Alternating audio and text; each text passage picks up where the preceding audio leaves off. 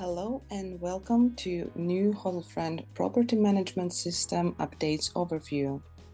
And today I'm going to show you what's new in ordering process in our system, what's new in invoicing, in some actions that we can do with our bookings, also with cashbook and communication settings. So let's get started from everything new we added for our ordering. First of all, in our add order model, we have some new options. For example, we can schedule our order for multiple days. For example, I need to deliver this cappuccino on Monday, Tuesday, and Wednesday. And instead of going and creating 3 separate orders, I can just specify these delivery dates in this new field by selecting custom dates option here. Let's just select virtual guest and let's create our order. Order is created. Let's navigate to orders module and check it out. So now I can see that I created 3 orders instead of 1. Also, we improved the validation of our limited services. So for example, I have bike rental limited by 20 per day. And here, if I specify 25, for example, and we'll try to create this order, I will see the message that states that my service is limited to 20 items for these specific dates. So now it's much more easier for me to understand if I'm crossing the limit and what that limit is. And also, if we ordering multiple services for one specific order, we are able to specify a discount, and now we rework discount in a way that it is distributed to all order items equally. And during invoicing, we'll see the one line in invoice that specifies the discount. So for example, let's just put our discount as 10 here. Let's create the order.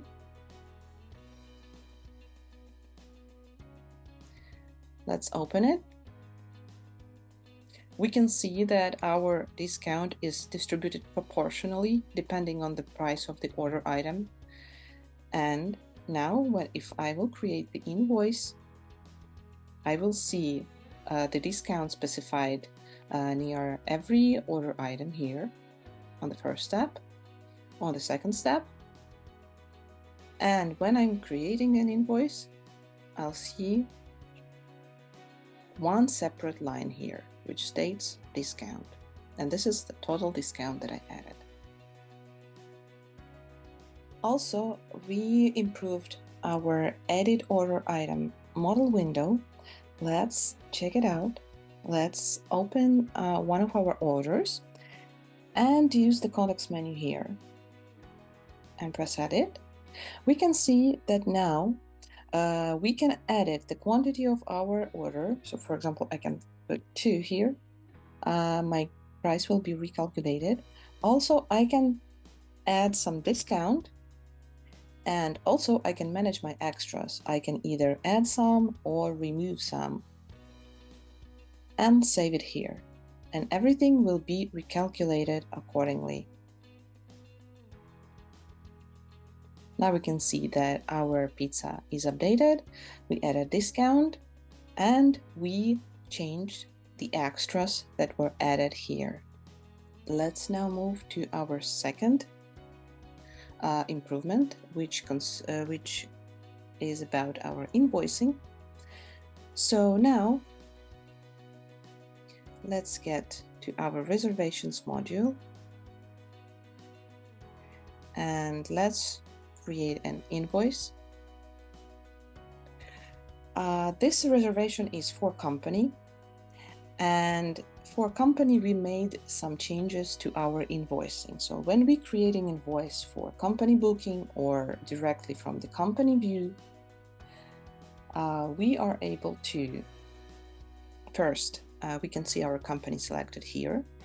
We can specify the date range of our order items. So for example, let's check 30, there's nothing. And let's check, for example, 30 and 3. I can see all the reservations of this range that are available.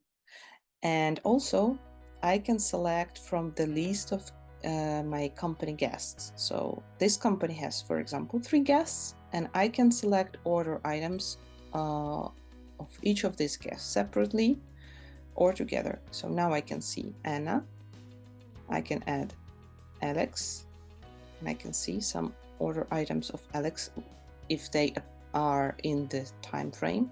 If I remove the time frame, I can see all the guests, Anna and Alex here. So this enables and helps to faster and easier create and find order items, if there are many, for our company, and create the invoice. So on the next step, I can see that I see the order items that were on the right part of the model window, and I can specify the guests who will be listed in that invoice. So for example, I can either leave these guests that I selected on the first step, or I can just remove and keep only one guest here and create the invoice. Let's see the invoice. I can see my order items. Stay is grouped 3 nights and tourist tax. Okay, and now let's see another feature, which is about moving our reservation. So we had many requests about moving reservations that are already invoiced. So we have created the invoice for this booking, and now we can see our move booking action here. As we can see, we are in family room number 2, and now we added this option here, which is called ignore invoice, which allows us to move bookings to another room type without changing already created invoice, if any exists. So if I try to move my reservation now, that is paid and invoiced, to any other room type, for example, hospitality lodge, I will get the error that my items are invoiced and I can't move them just like that to another room type. But if I need to move them, and I'm okay that billing items in my invoice will remain the same, so new room type will not be stated in that invoice, I just can check this option here and press confirm. And now I can see that my reservation moved to Hospitality Lodge 11. Okay, and the next improvements we made are about our cash books. First of all, in our multiple cash books view, now it is possible to delete the cash book if it was created by mistake. It means that if I created my cash book by mistake and maybe I entered some wrong settings that cannot be changed and I don't want them, or I needed something that I didn't check here and I created a cash book, I have the opportunity to delete it before I created any entries. So before I created any expenses or revenues, I can just delete this cash book. And same applies to our revenue expenses inside of cash book. So if I created something by mistake, I can just use this delete action here and remove this item if needed. That's it about the cash book. Let's now navigate to our communication settings and let's see what's new there. So for our communication settings, we've added the new setting at the top of the screen, which is called Salutation Template. And this allows us to select from the 3 preset templates, which will be used in all the emails that we are sending to the guest, including the custom emails which are here. So for example, I can select just hi and the first name of the guest. All my salutations here are changed and translated accordingly. I can save it. It might take some time because they're translations. And then after the saving, I can check my email templates to be sure that the new salutation applied. So in all the emails we have here in our communication settings module, we can select this template and it will be used in all the emails that are listed here and also in all the custom emails that we created. Also in this update, we were fixing some problems with exporting our CSVs. We added CSV export for companies. Also, we fixed some reporting and many other fixes that you can see in our product updates in our blog posts.